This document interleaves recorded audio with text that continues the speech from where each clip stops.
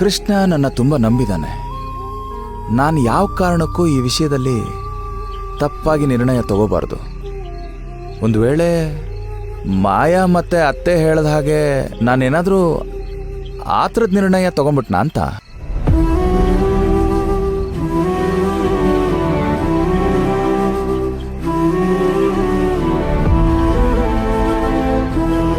ಆದರೆ ಭಾವ ಹೇಳೋ ಪ್ರಕಾರ ವಂಶಿ ಒಳ್ಳೆ ಹುಡುಗಿನೇ, ಆದರೆ ಅವಳು ನಮ್ಮ ಕೃಷ್ಣನ್ಗೆ ಸರಿಯಾದ ಜೋಡಿ ಅಲ್ಲ.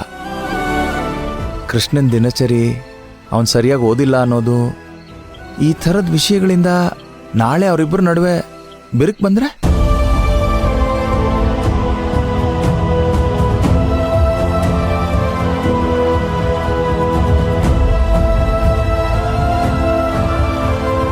ಇಲ್ಲ, ಯಾವುದೇ ಕಾರಣಕ್ಕೂ ಕೃಷ್ಣ ಜೀವನ ಈ ಥರ ಆಗಬಾರ್ದು. ಆದರೆ ಈ ಮದುವೆ ಒಪ್ಪಿಗೆ ಇದೆ ಅಂತ ಹೇಳ್ಬಿಟ್ಟಿದ್ದೀನಲ್ಲ, ಈಗ ಇದನ್ನು ಬದಲಾಯಿಸಿದ್ರೆ ಏನನ್ಕೋತಾರೋ. ಯಾವುದಕ್ಕೂ ವಂಶಿ ಬಗ್ಗೆ ಕೃಷ್ಣನ್ಗೆ ಏನು ಅನ್ಸುತ್ತೆ ಅಂತ ಒಂದು ಮಾತು ಅವನ್ನೇ ಕೇಳೋದು ಒಳ್ಳೇದು. ಮದುವೆ ಆಗೋದು ಅವನೇ ಅಲ್ವಾ.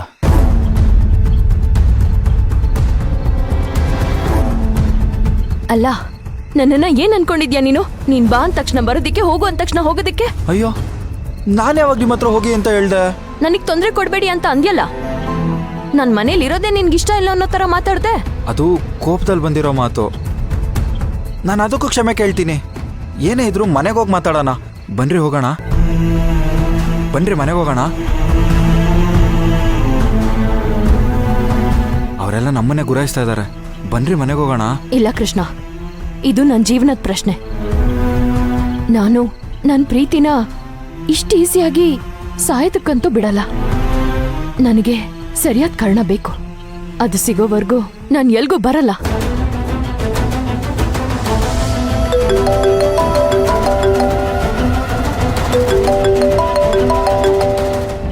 ಹಲೋ ಹಲೋ ಅಣ್ಣ, ಎಲ್ಲಿದೆ ಕೃಷ್ಣ? ಏನಾಯ್ತಣ್ಣ? ಏನಿಲ್ಲ, ನಿನ್ನ ಹತ್ರ ಸ್ವಲ್ಪ ಮಾತಾಡಬೇಕಿತ್ತು. ಸ್ವಲ್ಪ ಬರ್ತೀಯಾ? ಸರಿ ಅಣ್ಣ, ಬಂದೆ. ರೀ, ಅಣ್ಣ ಕಾಲ್ ಮಾಡಿ ಬರೋದಕ್ಕೆ ಹೇಳ್ತಾ ಇದ್ದಾನೆ. ನೀವು ಬರ್ತೀರಾ ಇಲ್ವಾ? ನಾನು ಇವಾಗಲೇ ಹೋಗ್ಬೇಕು. ಇಲ್ಲ ಇಲ್ಲ ಇಲ್ಲ, ನಾನು ಎಲ್ಗೂ ಬರಲ್ಲ. ಯಾಕ್ರಿ ಈ ಥರ ಉಚ್ಚಾಟ ಆಡ್ತಿದ್ದೀರಾ? ನಿಮ್ಮನ್ನ ಈ ಥರ ಬಿಟ್ಟೋಗಕ್ಕಾಗತ್ತಾ? ಪ್ಲೀಸ್ ಬನ್ರಿ ಹೋಗೋಣ. ನನಗೇನಾದ್ರೆ ನಿನಗೇನು? ಇನ್ಮೇಲೆ ಮುಖ ತೋರ್ಸಲ್ಲ ಅಂದಿದ್ದಕ್ಕೆ ಅಷ್ಟು ಮಾಡಿ ಪುಣ್ಯ ಕಟ್ಕೊಳ್ಳಿ ಅಂದ್ಯಲ್ಲ, ಮರ್ತೋಯ್ತಾ? ನೀವ್ಯಾಕೆ ನನ್ನ ಅಷ್ಟು ದ್ವೇಷ ಮಾಡ್ತೀರಾ ಅನ್ನೋದಕ್ಕೆ ನನಗ್ ಕಾರಣ ಬೇಕು. ಅಲ್ಲಿವರೆಗೂ ನಾನು ಎಲ್ಗೂ ಬರಲ್ಲ ಅಂದ್ರೆ ಬರಲ್ಲ. ನೀವಿವಾಗ ಬರ್ತೀರಾ ಇಲ್ವಾ? ಇಲ್ಲ ಇಲ್ಲ ಇಲ್ಲ. ಸರಿ, ಏನಾದರೂ ಮಾಡ್ಕೊಳ್ಳಿ.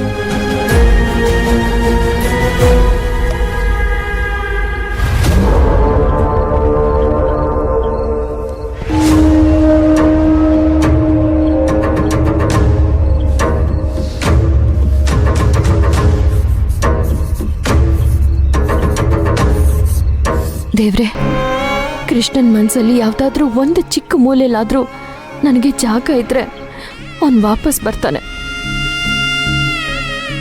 ಇದು ನನಗೆ ನಾನೇ ಹಾಕೊಂಡಿರೋ ಅಗ್ನಿ ಪರೀಕ್ಷೆ. ಇದ್ರ ಮೇಲೆ ನಾನು ಮುಂದೆ ತಗೊಳ್ಳೋ ನಿರ್ಧಾರ ನಿಂತಿದೆ. ನನ್ನ ಪ್ರೀತಿ ಉಳಿಸೋ ಜವಾಬ್ದಾರಿ ಈಗ ನಿನ್ ಕೈಲಿದೆ. ನನ್ನ ಕೃಷ್ಣ ವಾಪಸ್ ಬರ್ತಾನೆ ಅಂತ ನಾನು ನಂಬಿದ್ದೀನಿ. ನನ್ನ ನಂಬಿಕೆ ನಿಜ ಮಾಡು.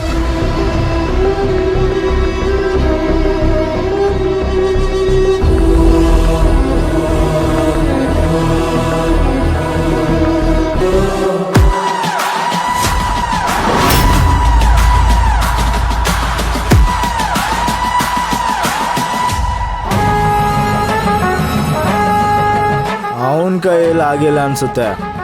ಪರವಾಗಿಲ್ಲ ಮೇಡಮ್, ನಾವೆಲ್ಲ ಇದ್ದೇವೆ.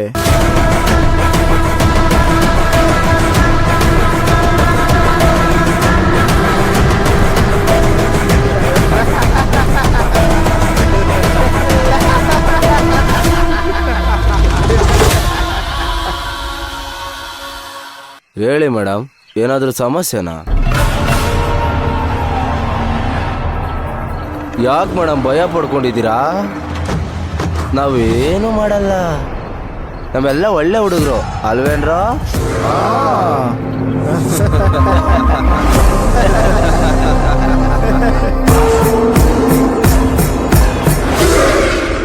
ದೇವ್ರಿರೋದ್ ಸತ್ಯನೇ ಆಗಿದ್ರೆ ನನ್ ಕೃಷ್ಣ ಬಂದೇ ಬರ್ತಾನೆ. ಒಂದ್ ವೇಳೆ ನಾವೇನಾದ್ರೂ ಮಾಡಿದ್ವಿ ಅನ್ಕೊಳ್ಳಿ, ಆ ದೇವ್ರಂಗ್ ಕಾಪಾಡಕ್ ಬರೋದಿಕ್ಕೆ ನೀನು ದ್ರೌಪದಿನೂ ಅಲ್ಲ, ನಾನು ದುಶ್ಯಾಸನನೂ ಅಲ್ಲ.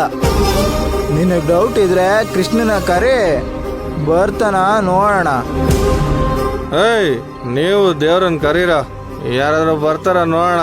ಕೃಷ್ಣ ಹೋಗ್ಬಿಟ್ನಾ ಅಂದ್ರೆ ನನ್ ಪ್ರೀತಿ ಸುಳ್ಳ? ಅವನ್ ಮನ್ಸಲ್ಲಿ ಒಂದ್ ಮೂಲೆನಲ್ಲೂ ನನಗ್ ಜಾಗ ಇಲ್ವಾ? ಓಯ್, ಕೃಷ್ಣನ್ ಕರೀರೋ. ಕೃಷ್ಣ ನೀ ಬೇಗನೆ ಬಾರೋ, ಕೃಷ್ಣ ಕೃಷ್ಣ ನೀ ಬೇಗನೆ ಬಾರೋ, ಕೃಷ್ಣ ನೀ ಬೇಗನೆ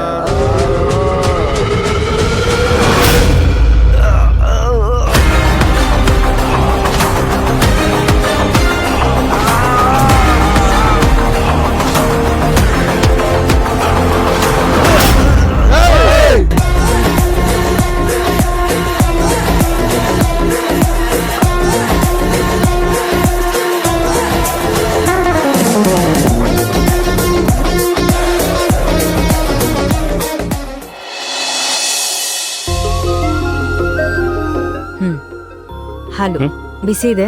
ಓಕೆ ವಸು, ಯಜಮಾನ್ರಲ್ಲಿ ಕಾಣಿಸ್ತಾ ಇಲ್ಲ?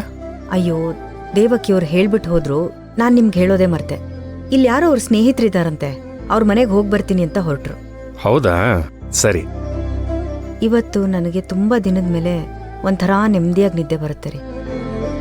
ಹೌದು ವಸು, ಇಷ್ಟು ದಿವಸ ಏನೋ ಒಂಥರ ಕಳವಳ ಅನಿಸ್ತಾ ಇತ್ತು. ಅದರಲ್ಲೂ ಯಜಮಾನ್ರು ಬಂದಾಗಿಂದ ಕೇಳೋದೇ ಬೇಡ. ಆದರೆ ಅತ್ತೆ ಮಾವ ಕೋದಂಡ ಎಲ್ಲರೂ ಎಷ್ಟು ಖುಷಿಯಾಗಿ ಕೂತ್ಕೊಂಡ್ಬಿಟ್ರು.